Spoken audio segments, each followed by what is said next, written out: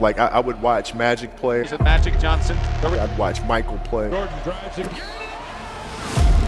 And I would see them do these unbelievable things, and I'd say, can I get to that level? I don't know, but let's find out. Basketball for me was the most important thing. So everything I saw, whether it was TV shows, whether it was books I read, people I talked to, everything was done to try to learn how to become a better basketball player. Everything. And so when you have that point of view, then literally the world becomes your library to help you to become better at your craft. So because you know what you want, the world's giving you exactly the information you need to become better at it. Because you know what you're looking for, right? It's a choice, right? You have other things. You have family, you have all these other things that you have to do. The game can't really be your number one priority. And so I was just looking at that like, man, this is gonna be fun. I had a purpose. I wanted to be one of the best basketball players to ever play. And anything else that was outside of that lane, I didn't have time for. And where did inspiration come from? The love of the game. The love of the game, the challenge. Like I would watch Magic play, I'd watch Michael play, and I would see them do these unbelievable things, and I'd say, can I get to that level? I don't know, but let's find out. In the Muse, you said, I knew you couldn't do what I was doing because I was obsessed. I'm paraphrasing. And then you said, whether it's friends, relationship, it didn't matter. It was all basketball. Yeah. If I'm buddies with you from high school, if I'm a cousin of yours, what happened to our relationship? How did that gravitate when you went into the league and you're determined to become the greatest, or you're determined to become one of the greatest? What happens to our relationship? Oh, it suffers. It does suffer. Oh, yeah. Okay. Yeah. And you understood that. You were okay with that. Well, yeah. And the people that love you, like friends and family, like they know that about you. Got it. So they let you be you. And when you reconvene, you pick back up where you left off. Mm-hmm. But make no mistake about it, everything in between is lost, right? So those long-term relationships, the commitment of time of, taking vacation. Like I see a lot of players take vacations with other players that are close friends. And we'll just take vacations just to take vacations, or just hang out just to hang out. Like I never did that. Why not though? Why didn't you do that? Well, because when I retire, I didn't want to have to say, I wish I would have done more. Who were some of the guys that you saw and you watched that weren't just driven by the money? Were there some names that you looked at and says, these three guys are as crazy as I am? At the time, I deal with what I've referred to as Goat Mountain. I went to Goat Mountain and I talked to Magic, Michael, Bird, Hakeem Olajuwon, Jerry West, Oscar Robinson, Bill Russell. So I would talk to them. What did you do? What were your experiences? Michael in particular, he's become my big brother. He's been my big brother since I first came in the league. And what was that process like? So I went to them and started understanding the ins and outs of the game, and how they approach things and their level of detail and obsessiveness, and that's what I did. Why do you think, and first of all, let me ask how it felt, but I'm curious to know why you think as well. How did it feel knowing, like, from the moment you got into the league, the guy at the time is the greatest of all time, everybody wants to be like Mike, Gatorade, all this stuff.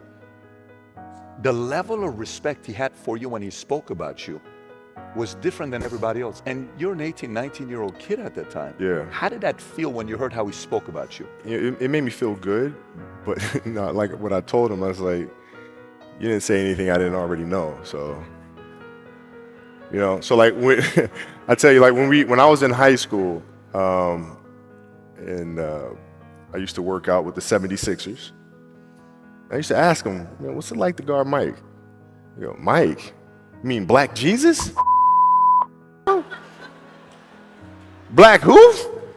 Oh, we call him Black Jesus. Or you can call him Black Cat. I'm like, I'm gonna call him Mike. That's his name.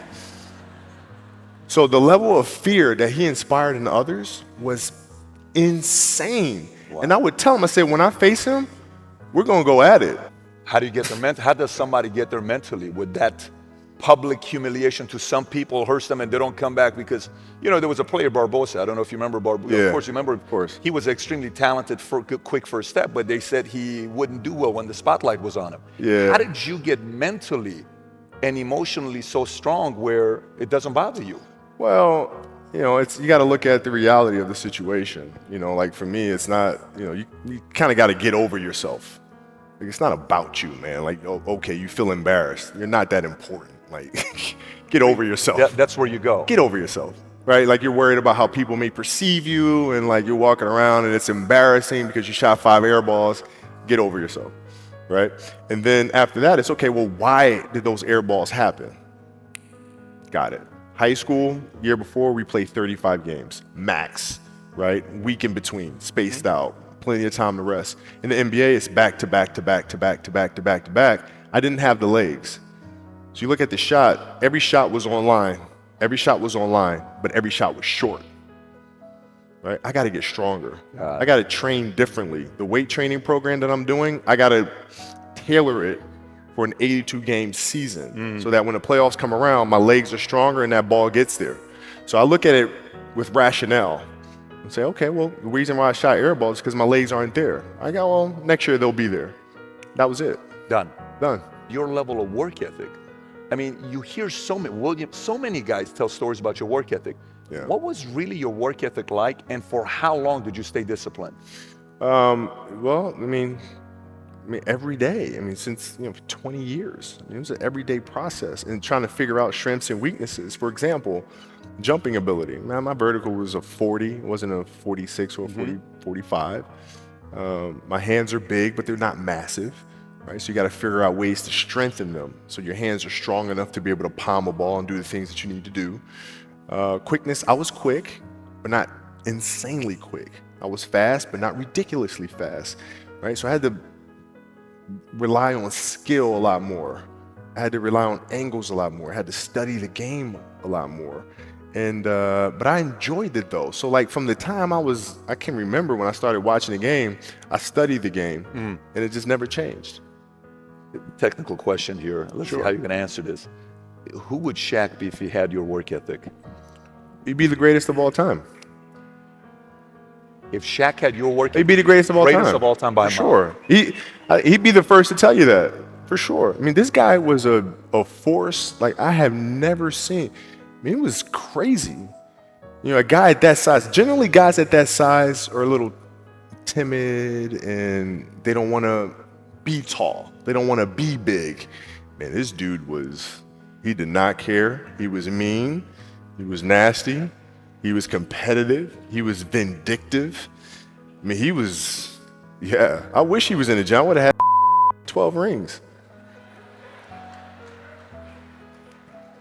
He had the work ethic. And that's the thing that's important, is understanding that we have to have so much energy. Because for like Natalia and Gianna when they were babies, especially Natalia because they was doing prime years, and I go to practice and I'd train and I'd play the game and I'd come home and I'd be sore and I'd be tired. And she wants to go swimming. She wants me to take her to the park. She wants to just jump on my back or whatever the case may be. You can't say, I'm too tired, I'm going to lay down. That's not fair. She don't know what the hell's going on, right? And if this was a game, you'd suck it up and play. I played games with the flu. I played games with 102-degree fever, man. What's the least amount of sleep you played a game on? No sleep. Is there a story where it's like, no one knows about, where you went and played a game and it was so insane for whatever reasons? No sleep. You played a game with zero sleep. Zero sleep. Zero sleep. It's like, kids, Natalia had a certain, health situation or what have you, and you're staying up all night, and then you got to go out and perform because fans don't know, teammates don't know, nor do they care, nor should they, that you've been up all night. You got to perform, right? And so you just got to go to work, man. That's respect. That's respect. And I think one of the things that for some, if you follow basketball or not, that you and Mike had in common is that it wasn't, hey, I'm going to take 8 games off this year to try to stay healthy. The mindset of knowing, like that to you is comical, right? To do that. What the hell is that, man? I don't know what that is. That's crazy. Seriously, it's crazy. Like, you got a lot of people paying their hard-earned money to come watch you perform. Perform. It's your job to be in shape. It's your job to be strong enough to perform at that level every single night. And as a competitor, I'm not ducking. Like, it's not, oh my God, my back hurts, I'm sore, we got to play Vince Carter and Toronto Raptors tonight. We actually had this happen. We had a game against Toronto in 2000, and Vince was tearing the league up. My back was jacked. But like the perception of that, like, what? Kobe's missing the game against Toronto and Vince Carter because my back was really spasming. But people will be like, what? Oh, he's ducking Vince. Excuse me? No, I don't think so. So I would be in the layup line like, okay, there's a lot of days where you can rest and recover. Today ain't one of them. Your back can bother you any other day. That ain't bothering me today. Wow. He gonna have to see me today. Yeah. Oh man. Yeah.